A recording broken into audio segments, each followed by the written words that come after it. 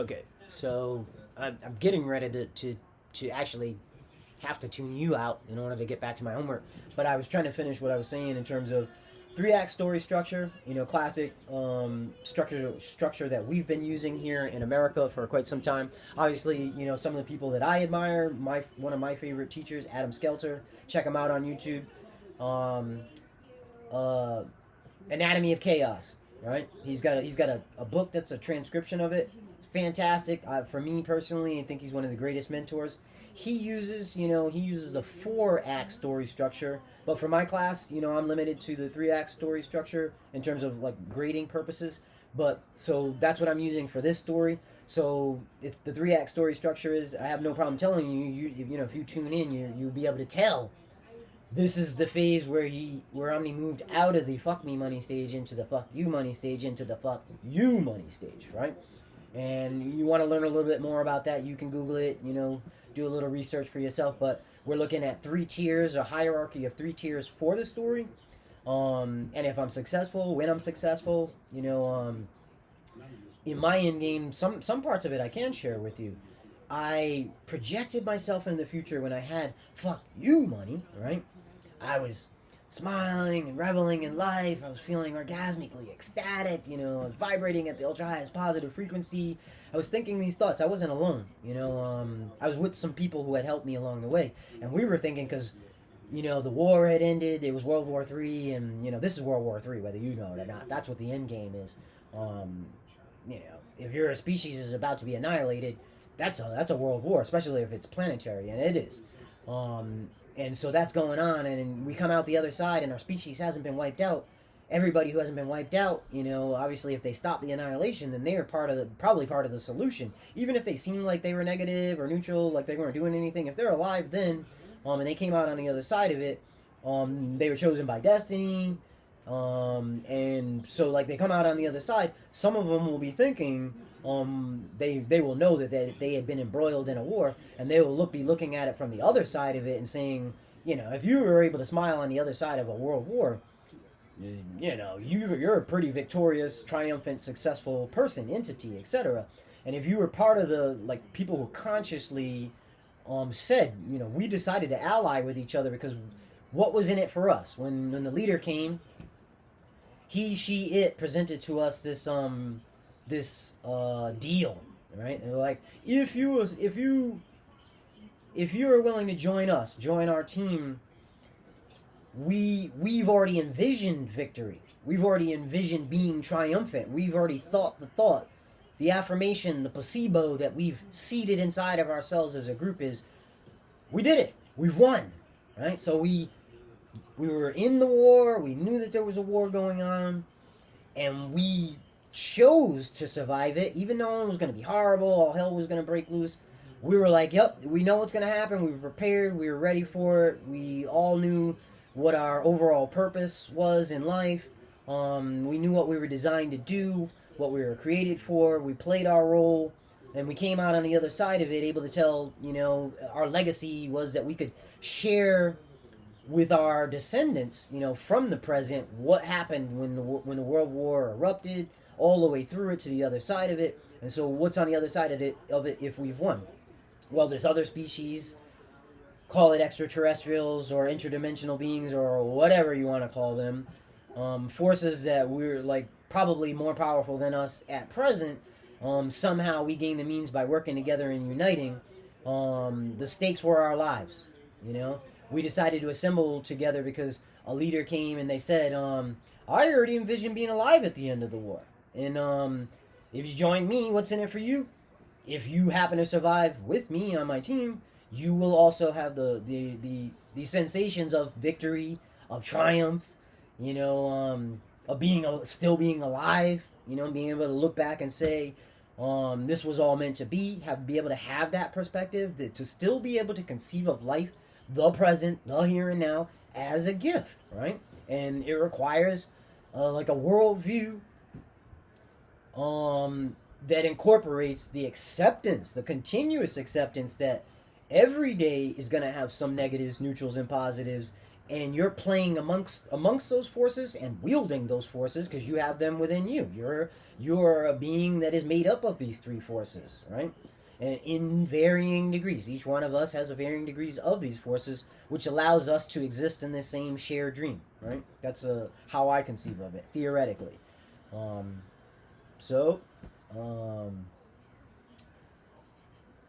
I like to say namaste. You know, it's both a greeting and a farewell, which means that the divine spark within me salutes, says hello to, and also says goodbye to the divine spark within you. Each one of you shares a divine spark with our species. I don't know about the other species. I can't really speak for them. I don't know whether they have divine sparks or not. I'm not one of them, so I don't know. But my education, my education, which has both endarkened me, clarified me, and enlightened me, negatives, neutrals, positives, remember, has allowed me to be aware of the fact that life, the present, is a gift. It's kind of funny because present, some people think of the present as a coordinate in time, right? Which is only time is just a conception of things. And then some people think of a present as a gift. So all of the here and now that you're existing in is a gift to you, the dreamer playing the game, right? So that's that whole idea of the Matrix summed up for you from my present perspective. Obviously, when I require fuck you money, I will have probably an evolved worldview. No, definitely an evolved worldview. And then when I have fuck you money, I will have another vibrational state, which you will share as the audience, share in it with me, go on the adventure, the epic adventure, the odyssey of our era. You'll share in this odyssey, share and play a role in the odyssey, in an epic story. That's also what's in it for you, the gift of the story, being in the story and sharing it with people. If you're allying yourself with me, you are allying yourself with the winning team. Because if I've already envisioned being on the winning team, being on the other side of things, and looking back from the present and simultaneously from the future, and looking back and saying, we did it, we won, we somehow were able to defeat or neutralize our enemy, our collective enemy, which would be the extraterrestrials or the interdimensional beings. I'll just continue to say that until something else proves me otherwise, or something else proves me wrong. All right, that's another way to look at it. So, you're joining the team. You might have some ambivalence about it. You're like, oh, heroes generally refuse to call it. Like, that sounds pretty risky to me. You're going to be fighting against forces, monumental forces, titanic forces. Well, yeah, that's what's been presented to us. You want to stay on the fence, or you don't want to help out. You probably, people who are not helping out probably would be considered neutral. And then those people who are opposed to us, our species, winning, continuing life as a species, are our enemy. By definition, if they're trying to fucking annihilate us, they're our enemy. Get a clue. So you wanna of course join the winning team, which is our whole species, not just some aspects or particular entities. But I am saying to you, as a leader, as the mediator of this particular media, this content that's being produced, distributed, put out, shared, etc., that we are the champions, right? My team are the champions. We're the winners. We're ultimately the winners. You'll be able to say, looking at that final stage, the epilogue that comes after that, after the fuck you money, and the ultra heavenly paradise, the states that the ultra highest positive vibrational frequency, that's that orgasmic ultra ecstatic state, where you're vibrating and you can only feel things, the myriad frequencies that are considered to be positive, right? And the myriad pleasures that go along with that, right? So that's where I'm aiming. That's where those who ally themselves with me will also be adjoining or aligning themselves with that ideal in mind, because it is an ideal. Come on, the ultra highest positive frequency. Most people don't even use the term ultra, and because they're either like below average, average, above average, mega, super, ultra. That's my hierarchy. Some people like to interchange the super and the ultra, but for me, in this particular present, I'm going to reframe the idea of the brainwaves, which is like monumental, because I'm going to put them in order so that, like, when we're doing collective meditation from wherever we happen to be in the world, or whatever dimension we happen to be in, we'll be keying in. We'll say, we'll say that there's, like, if we're using the Greek alphabet for a particular set of vibration of brainwaves that we are mastering and utilizing, we're going from A to Z. So Alpha to Zulu. Look up the Greek alphabet. Become familiar with it if you want to become familiar with the language that I'm using. We're stepping outside of the pre-created out of order, which doesn't seem to make any sense to me. That there's only alpha, beta, delta, theta, gamma, epsilon, and zeta. That doesn't even make sense to put them out of order unless you're trying to dupe somebody into saying, oh, well, what about the other stuff? What about Charlie, Delta, Echo, Foxtrot, Kilo? These things are also things that we can align brainwaves with and say, like, alpha, the new alpha allows us to do this. The new beta allows us to do this. The new Charlie allows us to do that. So that's what I'm gonna reframe the brainwaves as we go along. And then, we're going to share in those. We're going to do meditations together. You're going to be where you're at. Some people are going to be closer to me. Some people will be relatively farther away. But we will collectively join. We'll keep magnifying. Sometimes we will, subtract some entities. And sometimes we'll add some entities.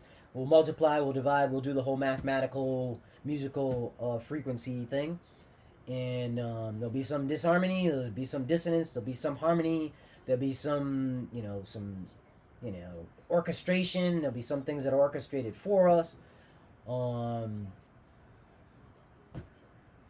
aiming at ultra heavenly paradise, right? It's a state, but you could also create an actual place. So you could create a home, which people associate with, because they associate with you with the idea. You were the creator of it. I'm the creator of the concept of ultra heavenly paradise. To me, that is an amalgamation of all these imaginary places as well as places that have existed throughout history. We're talking about Utopia again. We're talking about Eden. We're talking about Asgard. All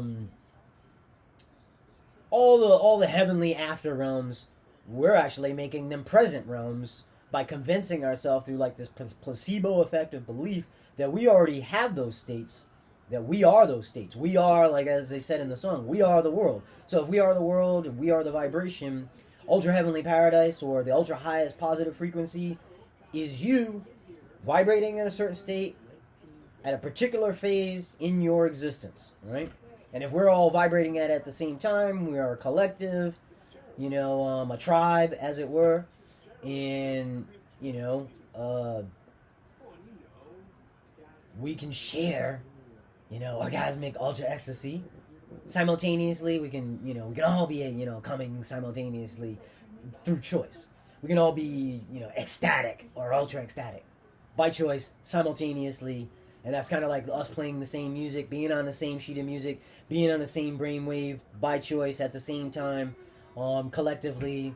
And that's where we're aiming, right? We're aiming at the ultra highest positive frequency. We're aiming at creating, ultra heavenly paradise type state, whether that's an actual set of coordinates in the omniverse, or the world, or the planet, or outside of the planet, whatever. We're aiming at creating a story, a 3-act structure story that aims at taking us from fuck me money to fuck you money to fuck you money by its end, and then an epilogue which has us looking back on a world war, still alive, victorious, triumphant, happy to be alive, grateful to be alive. There you go. So, namaste. Can I say, have I achieved a level of perception, that Christ had, that a lot of prophets and messiahs, had in the past, where they can say that they truly loved all, not just humans, but all of it, the whole of creation. Yes, if I get flipped out of my central zone, the zillion% zone, that's what I call it. If you're in the zillion% zone, you're capable of perceiving the here and now, all of it, everything that makes up the here and now, which is everything. That's the omniverse. You're capable of perceiving all the negatives, neutrals, and positives simultaneously in the here and now moment as a gift. And so if you're able to have that present, you might say, if you're able to in the present perceive that, you're a lovely individual, and so you can say that yes, you do have a form of love for all. Doesn't mean that you like everything, right? Doesn't mean you like stubbing your toe or or getting cut or whatever it is.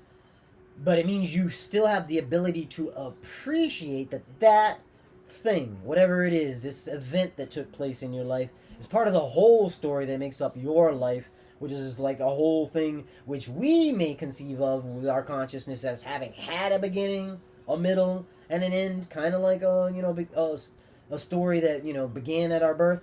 I don't particularly think that our consciousness started at the moment we were sperm or whatever like that. I think the consciousness was an energy being that existed before the sperm was created, and then the consciousness entered the sperm, and then the sperm itself grew and evolved, and it was a vessel. The consciousness took its place up into the vessel. It grew if it was allowed to grow. And so in the present, if you're able to have that perception where you perceive all the negatives, neutrals, and positives as something that you can appreciate, then you have achieved a form of love for all. Doesn't mean you like everything. Doesn't mean you dislike everything. Just means you're like in this central zillion% zone where you're damn grateful to be alive, right? I am, and maybe I'm not going to be at some point. Or maybe I'm gonna have tons of more dark nights of the soul. Life goes like that. And it's a river of emotional charges where you have an emotional charge in the present that seems to you to be negative or degrees of negative, and then an emotional charge which seems somewhere in the middle, which is neutral. You consider that emotional state to be a neutral state, and then there's another emotional charge in your life, your continuity of life or existence, that has a positive emotional charge. So you're throughout the day, if you're alive, you're going through a river of the electromagnetic spectrum, which is negatives, neutral, positive emotional states, which can be associated with the symbols that make up your environment. So we're aiming at decisive,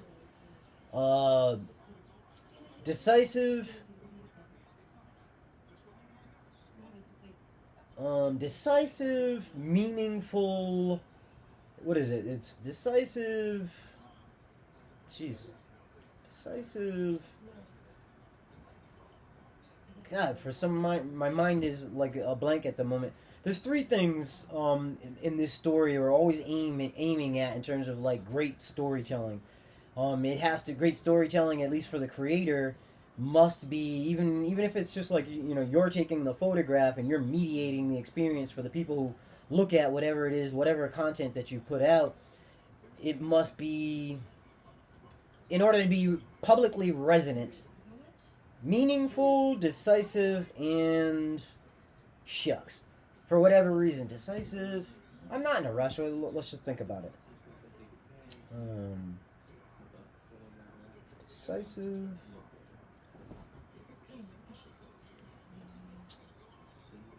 Definitive.